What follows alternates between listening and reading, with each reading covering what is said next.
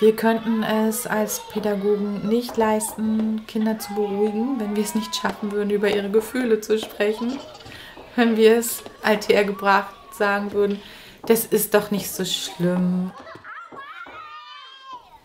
Wir sind selber so glücklich, entdeckt zu haben, wie hilfreich dieses Spiegeln von Gefühlen ist, für unsere Pädagogik ist, weil wir damit auch so erfolgreich sind. Tim hat dir auf den Kopf gehauen. Ja, zeig mal, wie ging's denn dir da? Der hier. Der hier. Ja. Und was bedeutet das für dich? Jetzt muss ich raten. Das ist wütend? Ja. Ich bin Jana Benz.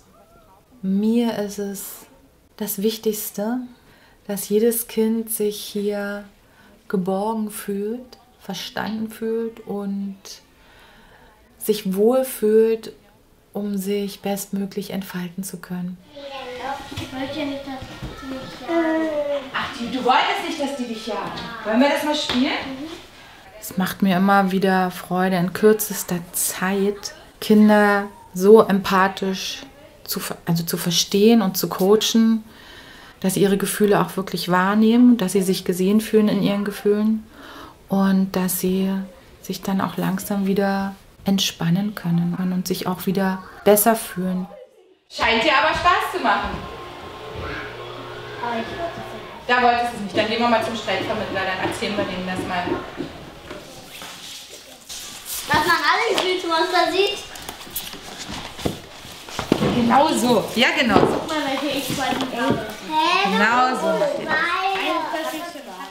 Und da entstand unser Streitvermittlerkreis, den wir von Anfang an gestartet haben mit den Gefühlsmonsterkarten, dass die Kinder gesagt haben, wie es ihnen geht.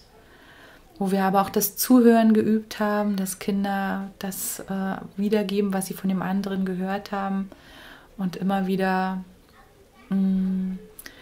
auch geübt, so ihr Empathievermögen herausgefordert, indem wir sie gefragt haben, was glaubst du denn, wie es deinem rechten Nachbarn geht? Und dann haben sie dafür eine Karte gewählt und manche waren geschmeichelt, dass ein anderes Kind es so sieht, dass es ihm so geht.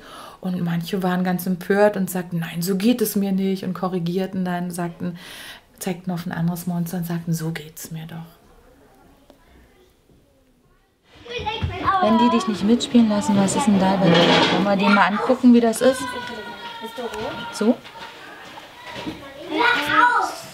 So?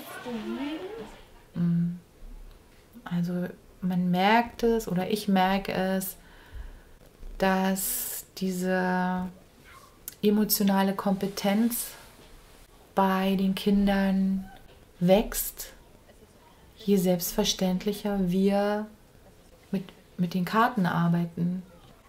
Ich glaube, es steht und fällt damit, wie begeistert und überzeugt wir davon sind, von dieser Bedeutsamkeit, über Gefühle zu sprechen, wir Erwachsene, und die Gefühle der Kinder ernst zu nehmen.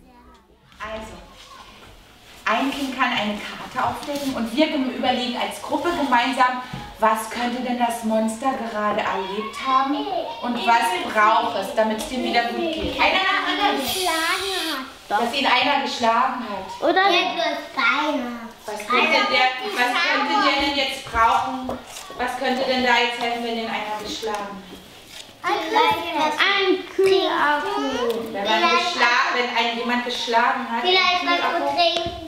Was zu trinken? Was könnte denn noch helfen? Jemand, der bei ihnen ist. Jemand, der ihn tröstet. Jemand, der ihm das Kuscheltier bringt. Und Lenny, du hast gesagt, jemand, der bei ihm ist. Das könnte ihm bestimmt helfen. Dann würde er bestimmt wieder aufstehen und dann würde es ihm besser gehen.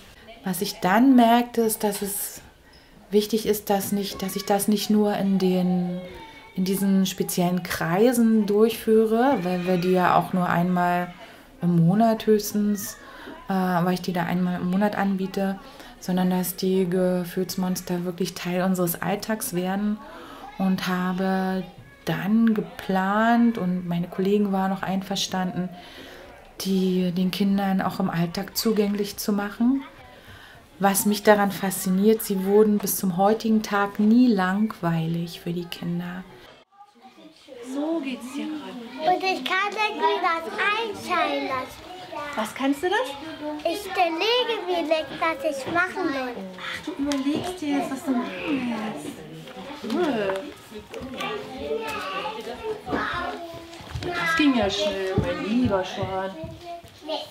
Mittlerweile war ja das Repertoire an Gefühlsmonster-Spielen auch gewachsen. Die Kinder liebten es, so ein Gefühlsmonster zu ziehen und eine Geschichte anzufangen. Der Nächste erzählt die Geschichte weiter, aber eben auch Gefühle verkehrt, dass die Gefühlsmonster verkehrt rumlagen. Wir spielen jetzt ein Spiel, wo einer diese Lego-Kiste hat. Die hat er sich zuerst genommen. Aber ich möchte das Spiel erstmal erklären. Das nächste Kind zieht ein Gefühlsmonster und guckt erstmal, was ist denn das für ein Gefühlsmonster? Was hat das für ein Gefühl, für eine Farbe? Und wie kann man das Gefühlsmonster spielen? Und mit diesem Gefühlsmonster geht man dann zu dem Kind hin und sagt, kann ich bitte mitspielen oder kann ich bitte die Lego-Kiste kriegen? Wollen wir es mal probieren? Einer war derjenige, der angespielt wurde, um den geworben wurde, und die Kinder sollten dann in der Qualität des Gefühls, was sie ziehen, zu dem Kind hingehen. Was könntest du denn sagen? So wie der hier. Was würde der denn sagen zu Blanca? Kann ich bitte ein Lego haben? Nein, hier. Ja, siehst du, hat funktioniert.